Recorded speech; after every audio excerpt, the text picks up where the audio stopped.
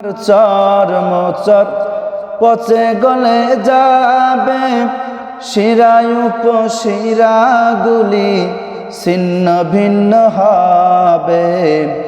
মুরু মেরু দণ্ড সবই হবে খণ্ড খণ্ড, মন্ডু মেরু দণ্ড সবই হবে খণ্ড খণ্ড। পরে রবে মাটির উপর, রে মন আমার কেন বান্ধ দালান ঘর, রে মন আমার কেন বান্ধ দালান ঘর।